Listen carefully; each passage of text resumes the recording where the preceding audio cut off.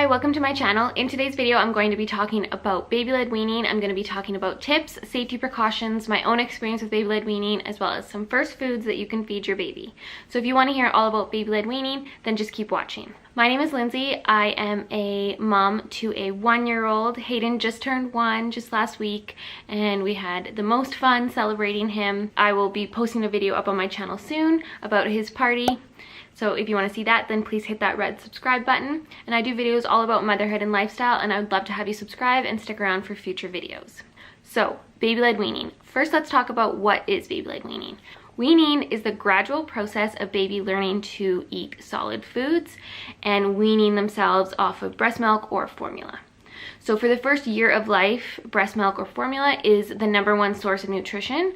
And then after a year, they are starting to wean off of that and becoming more dependent just on those solid foods. So there are 2 ways that you can start feeding your child solids, and the first being traditional weaning, and that is where you start with pureed and mashed foods, move on to chunkier foods, and then by 12 months they should be eating table foods and basically everything that you're eating. The second being baby-led weaning, where you skip the pureed and mashed foods and just move right to the table foods, being offered in a safe way, and baby learns to chew right from the start. There are said to be many benefits of baby-led weaning, including less picky children, and I believe that comes from that they are actually trying the whole food of something, as opposed to like a puree being like a bunch of vegetables mixed together with a fruit to sweeten it.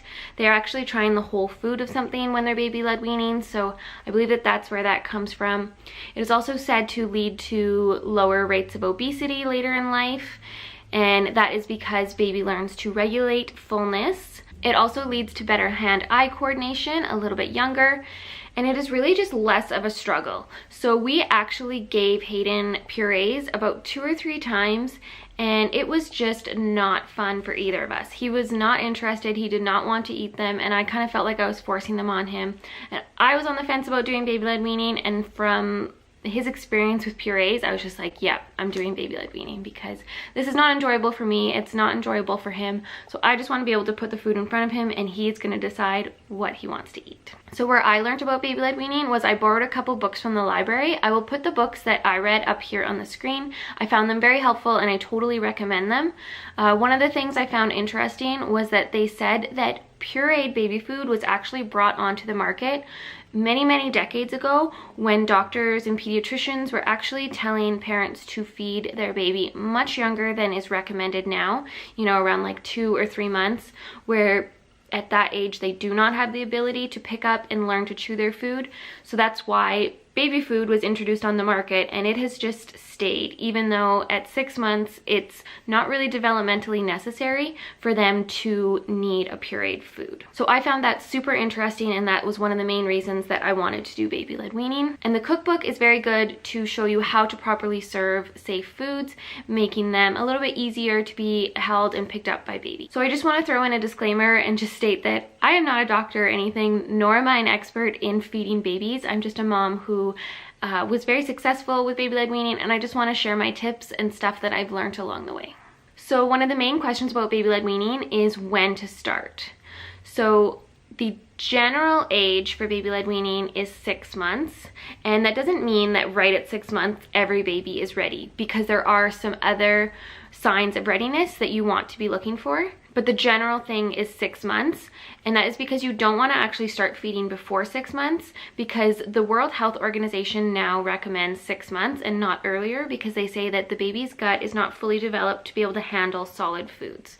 So the old recommendation used to be 4 months. That's why a lot of pediatricians and nurses still say 4 months, but the World Health Organization has updated to say 6 months. So we waited till 6 months to feed Hayden anything. So some of the signs of readiness for baby-led weaning that you want to look for is the first one being that baby can sit up on their own unassisted, and that is without any pillows supporting them, without their hands supporting them. They want to have full trunk support, and that is a safety reason. So if baby gags, it's not actually just your mouth that does motions when you gag. Your body needs to be able to also do a motion. So that is for a safety reason. You definitely don't want to start before baby is able to sit up on their own. So it might not be right at 6 months. It might be closer to 7 month or 8 month mark for you, and that is okay. The second sign of readiness that you want to look for is that baby actually shows an interest in food. And some babies might not be very interested to start. I would say just have them sit at the table while you're eating and they will eventually become more interested in food. The third thing that you want to look for to start baby-led weaning is that the tongue reflex is gone or almost completely gone. And so the tongue reflex is like a safety mechanism that is built into your baby. It's basically if something goes in their mouth, their tongue automatically pushes it out. So obviously when they're starting food, you don't want them to have that tongue reflex just pushing all the food out. The fourth sign of readiness that you want to look for is that baby is able to pick up food on their own. So because it is baby-led weaning, they need to be able to pick up the food and put it towards their mouth. Obviously, to start, this is going to be a bit of a struggle at first, but they will get better and it happens pretty quickly. The next question that a lot of people ask about baby-led weaning is how much and how often. So for how often, that is totally up to you. You can start with 1 meal a day or you can start with 3 meals a day. I found for us, just because of our routine and we were so used to it, I only started with 1 meal a day. I mean, he was still napping so much at that time. We were still doing quite a few milk feeds. I was breastfeeding him and that just took up so much of our day. So for me to fit in multiple meals, it just wasn't part of my routine. So I just started with 1 meal to start, but I quickly saw that the more practice that Hayden got, the better he got. So around 7 months, I moved on to trying to do 2 meals a day or even 3 meals a day. It's definitely practice makes perfect, and the more practice he got at it, the better he got at eating. So for how often, it's totally up to you. You can start with 1 meal a day or you can start with 3 meals a day. And for how much, this is the easy part because baby is deciding how much they are eating. So you're just watching for them to be interested in the food, and once they're not interested anymore, then that meal is done. So I would just put about 5 pieces of food in front of Hayden, and once he was done those, I would put more food in front of him, and that would just continue until he wasn't really showing an interest in food anymore. So now I will get into just some of my tips. The first tip that I have is to serve food about 30 minutes after their last milk feed. So basically you just don't want them to be sitting in the high chair starving. The baby doesn't know yet that putting food in their mouth is going to satiate their hunger. So you want them to be content, have just had a milk feed about a half an hour ago, sitting in the high chair, they're content, they're not super hungry. That is when you're going to find that they are going to be the most interested in eating foods. Like I said before, milk is still the first nutrition source, so you just want to focus on that, and then food is just kind of extra to start. My second tip is you definitely always want to be sitting with them as they're eating for supervision. Also, this is in case a worst case scenario situation were to happen, that you are there to respond right away. I also found it very helpful to be eating while Hayden was eating, and if I wasn't eating while Hayden was eating, I would often make chewing motions or mimic chewing to remind him that he needs to be chewing his food before swallowing it. So it's very helpful for them to see you eating food, for them to learn how to eat it. My third tip is that baby needs to be sitting in a high chair or something that is meant to be eaten in. They should not be in anything that's reclined. They should not be in a rocker or a car seat, or even those like bumbo chairs, the ones that have the dip at the bottom. That's just not proper posture to be eating. So yeah, you definitely want them to be sitting upright in a high chair. So my fourth tip is to skip plates and bowls altogether and just put food directly on the tray. And I only put a little bit of food on at a time, like about 5 or 6 pieces. And once he was done with those, I would give him a little bit more. And yes, plates and bowls, they would just end up on the floor, and same with putting too much food on the tray, it would just end up on the floor. So I just give him a little bit at a time. My next tip is just know that they are not going to eat a lot of food to start. I remember some of the first meals that Hayden had, it was like eggs, and I swear he had like 2 bites of eggs.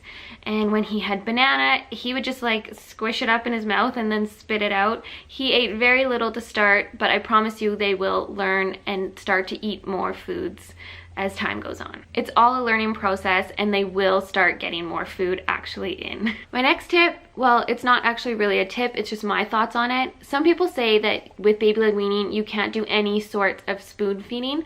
For me, if it was something that was meant to be eaten with a spoon, I was going to feed Hayden with a spoon. I believe that you can do a mix of both.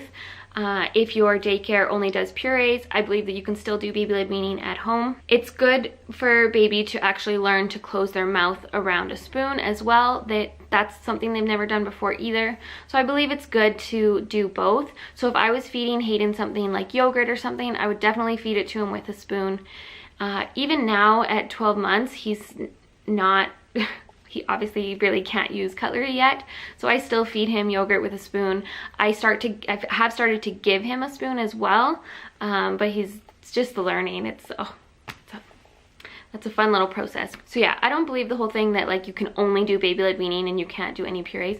We never did purees with Hayden, but if it was something like yogurt, I just fed it to him on a spoon. My next tip, and often another common question about baby-led weaning, is baby doesn't have teeth. How do they chew? My son is 1 year old now and he has one tooth. Babies do not need teeth to chew food. Their gums are hard enough to be able to gum the food. So do not even worry about teeth. They can chew the food with their back gums and they are absolutely fine. They do not need teeth. My next tip is if baby doesn't like a certain food, don't just rule it out. Keep serving it. It may take up to like 20 or 50 or more exposures for baby to actually like a certain food.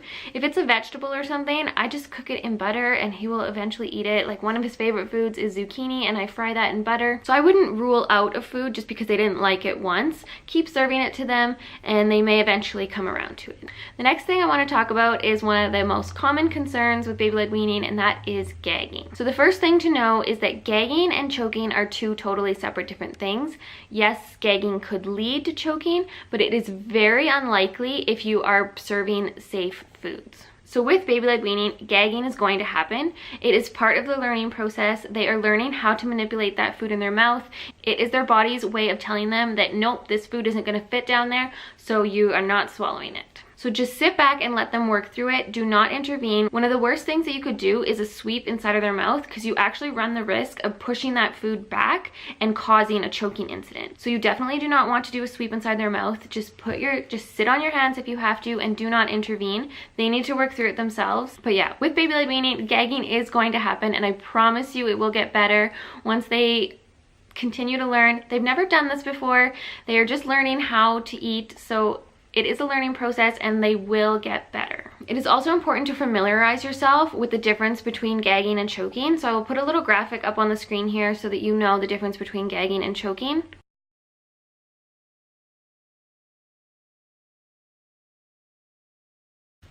Another tip that, if it will ease your mind, and it totally did with us, is take an infant and child CPR class. So not only is that important with foods, but they could choke on a toy or something that they find in the grass. So it's definitely a good tool for you to know is infant CPR and child CPR. You never know when you may need to use that skill. So the next thing I want to talk about is the main choking hazards. And this is not just for infants. The main choking hazards are actually choking hazards until the age of 5. So you want to be aware of these, and you want anybody who is watching your child, whether it's grandparents, aunts and uncles, babysitters, you want all of them to be familiar with the main choking hazards as well. So the main choking hazards that you want to be aware of are grapes, cherry tomatoes, hot dogs, string cheese, blueberries, hard vegetables and fruits like carrots and apples. Popcorn is a choking hazard, whole nuts, as well as like a nut butter, like a glob of nut butter. You definitely want all nut butters to be spread quite thin. They are just very difficult to maneuver in the mouth. So all of these things can be choking hazards from up until the age of 5. So not just for your infant, but for your small children as well. So the grapes, hot dogs, cherry tomatoes, they should all be quartered lengthwise so that they are no longer a hazard.